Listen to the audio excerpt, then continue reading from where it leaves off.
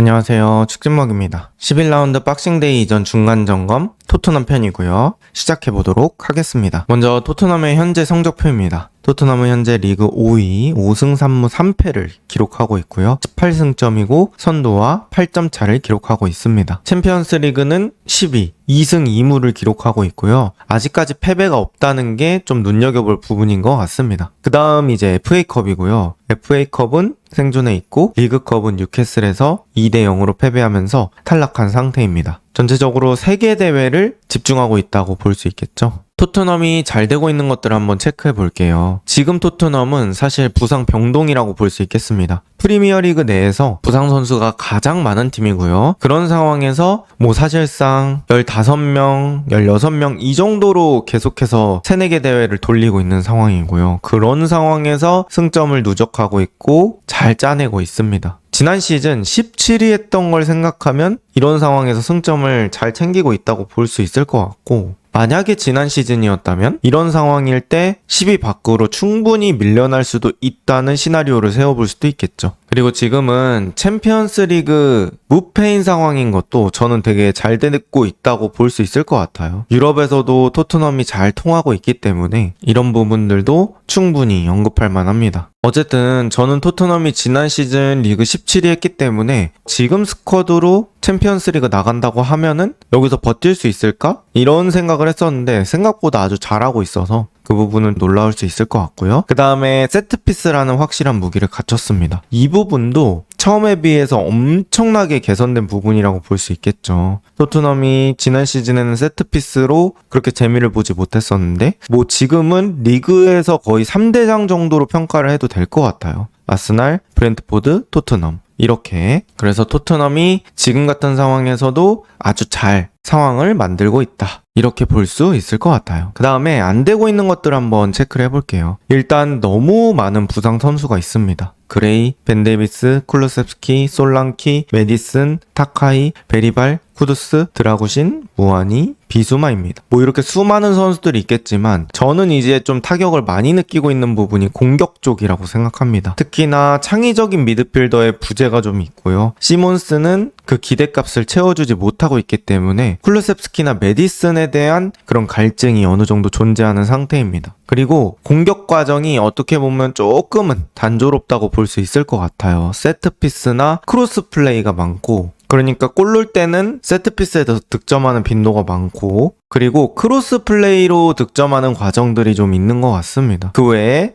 짧은 패스로 풀어가는 공격이라든지 박스 안을 쪼개서 득점을 만드는 거라든지 그런 부분들은 거의 나타나지 않는 것 같아요. 그래서 상대 입장에서는 좀 크로스 플레이를 막으면 공격 좀 쉽게 막을 수 있겠구나, 요런 것들을 계획 세워서 나올 수 있겠죠. 그 다음에 아쉬운 1대1 돌파 능력이 있겠습니다. 지금 토트넘은 쿠두스 이외에 확실하게 1대1 돌파를 해줄 수 있는 사이드 자원이 없습니다. 오도베르가 그나마 지난 맨유전에서 어느 정도 괜찮은 활약을 보여주긴 했지만 그럼에도 불구하고 확실한 1대1 카드가 부족한 건 사실이고요. 존슨 같은 선수는 거의 1대1이 안 된다고 볼 수 있겠습니다. 결국에는 토트넘이 크로스 플레이를 주 무기로 삼을 거라면 사이드에서 돌파가 성공해줘야 되는데 그럴 때 이 1대1 능력들이 되게 중요할 것 같습니다. 그 다음 감독에 대한 간단평가를 한번 해볼게요. 저는 토마스 프랭크 감독이 지금 토트넘 스쿼드에 맞춰서 잘 하고 있는 편이라고 생각합니다.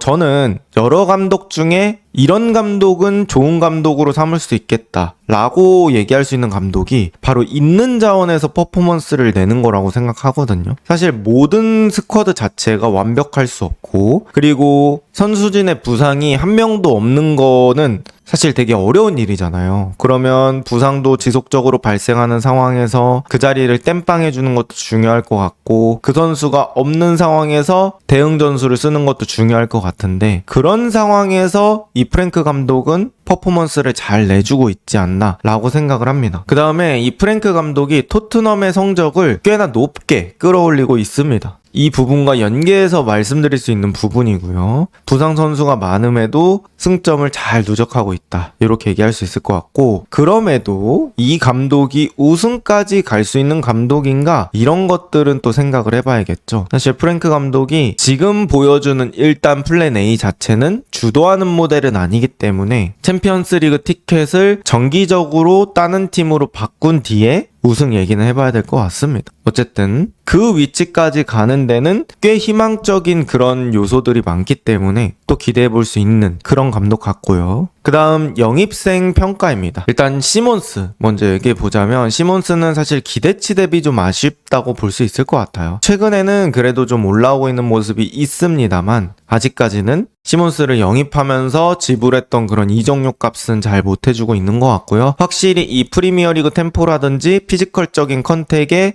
대응을 할 수 있는 그런 실력이 갖춰져야 될 것 같습니다. 그 다음은 모하메드 쿠두스고요. 쿠두스는 사실 이번 시즌 토트넘 최고의 영입 중 하나라고 볼 수 있을 것 같습니다. 토트넘에서 유일하게 1대1 돌파도 거의 확실하게 잘 해주고, 그리고 공을 이상하게 주더라도 찰떡같이 버티면서 앞으로 빠져나오는 그런 힘들이 저는 상당히 좋은 선수라고 생각을 하고요. 이제 마티스텔 얘기를 한번 해보자면, 마티스텔은 좀 출전 시간이 적어서 저는 조금 더 보고 싶은 선수이긴 하거든요. 사실 텔이 최근에 득점했을 때는 그거는 텔 아니면 못 넣었겠다라는 슈팅이었거든요. 그래서 텔이 또 토트넘에서 유일하게 가감성을 보여주고 있는 선수이기 때문에 텔이 조금 더 출전 시간을 부여받으면 그때 제대로 된 평가가 되지 않을까 싶습니다. 그 다음 주앙 팔리냐입니다. 주앙 팔리냐는 자신의 기대치만큼 잘 해주고 있는 것 같아요. 지금 어쨌든 건 팔리냐한테 원하는 부분들, 강력하게 피지컬적으로 컨택을 해준다든지, 세컨볼 싸움에서 꾸준히 일을 해준다든지, 커팅을 해준다든지, 그런 부분에 있어서는 저는 기대치를 충족시켜주고 있다고 생각을 하거든요. 물론 여기서 패스 능력 같은 것들이 더 발휘되면 좋겠습니다만, 일단은 토트넘에서 홀딩 한 자리는 잘 채워주고 있다, 이렇게 볼 수 있을 것 같고, 그 다음 콜로 무아니입니다. 콜로 무아니는 뭐 경기 나왔을 때는 나쁘진 않았어요. 하지만 성과까지 가는 플레이는 저는 적었다고 생각을 합니다. 결국에는 득점 같은 부분들에서 좀 아쉬운 부분들이 있었기 때문에 무아니도 조금 더 지켜봐야 되지 않을까 싶어요. 지금 또 최근에 부상을 당해서 꽤 공백기가 생길 것 같은데, 이러면은 전반기에서 무한이가 뛴 시간이 별로 안 되기 때문에 지금으로서는 임대 영입이 그렇게 좋지 않다고 볼 수 있겠죠. 베스트 3입니다. 첫 번째 쿠두스입니다. 뭐 사실 얘기할 필요가 없겠죠. 최근엔 부상이 있어서 경기에 조금 못 나오긴 했지만 부상 이전 최고의 퍼포먼스를 보여주고 있던 선수입니다. 리그 탑급 오른쪽 윙어라고 볼 수 있겠고, 1대1 잘 되고 힘 좋고 슈팅 나쁘지 않고 공 잘 지켜줍니다. 측면 자원으로서는 상당히 괜찮은 선수라고 볼 수 있겠고, 그 다음은 반더벤입니다. 반더벤은 토트넘 최다 득점입니다. 수비수인데 여태까지 최다 득점, 이것만으로도 토트넘에 기여한 바가 엄청나게 많다고 생각하고요. 뭐 사실 반더벤이 좋았던 경기 안 좋았던 경기 분명히 있습니다만, 이렇게 쭉 봤을 때는 또 기여도가 있고 또 기복도 나름 나쁘지 않은 편이라고 생각해서 반더벤을 베스트에 넣어봤고요. 그 다음은 팔리냐입니다. 팔리냐는 수비형 미드필더 자리지만 득점도 꽤 많고 기복 없이 본인 역할을 잘 수행하고 있습니다. 그래서 저는 이렇게 3명을 뽑아봤고요. 워스트 3 뽑아보자면 첫 번째는 존슨입니다. 존슨은 지난 시즌엔 골이라도 넣었는데 이젠 골도 아쉬워진 그런 느낌이에요. 사실 지난 시즌에 비해서 축구 자체 실력이 좀 많이 떨어진 부분들이 있고요. 토트넘 팬 입장에서는 이런 존슨의 퍼포먼스 하락이 매우 아쉽게 느껴질 것 같습니다. 그 다음 벤탄쿠르고요.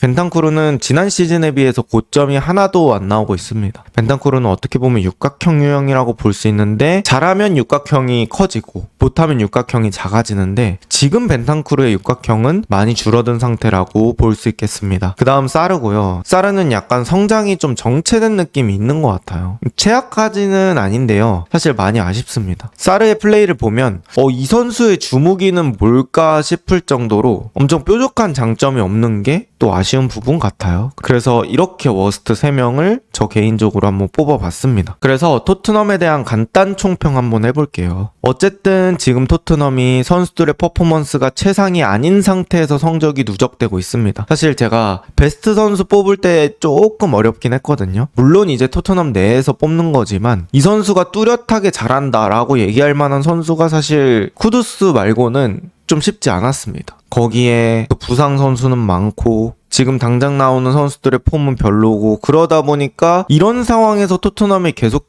승점을 누적시키고 있다는 건 저는 충분히 칭찬할 만하고요. 이게 프랭크 감독이 지금 상황에서 부상이지만 잘 버텼기 때문에 고점이 더 남아 있는 건지 아니면 그냥 이 정도 실력이 어느 선수로 플레이하든 나오는 건지 이 부분은 어쨌든 나중에 판단이 가능할 것 같죠. 그러니까 부상 선수가 많아서 복귀 후에도 비슷한 경기력이 나온다고 하면 그때는 이제 문제가 달라집니다. 하지만 뭐 지금까지는 나쁘지 않고요. 그 다음에 저는 토트넘이 리그컵 탈락했는데 저는 이 부분 오히려 토트넘한테 좋을 수도 있다고 생각을 합니다. 어쨌든 지난 시즌에는 유로파리그 우승이라는 걸로 챔스에 가긴 했지만 이번 시즌은 그보다 난이도가 높은 유럽 대항전에 나가게 됐고요. 그래서 챔스 티켓을 지속적으로 따려면 현실적으로는 챔스에 우승하는 것보다는 리그에서 순위권에 드는 게 가능성이 높잖아요. 그래서 그런 것들을 생각했을 때는 오히려 집중할 수 있는 상황이 펼쳐지기 때문에 리그컵 탈락은 저는 괜찮은 부분이라고 생각합니다. 그리고 전체적으로는 저는 토트넘한테 평균 이상의 점수를 줄 수 있을 것 같아요. 꽤 어려운 상황이지만 잘 버텨내고 있는 토트넘. 이런 토트넘의 버티기는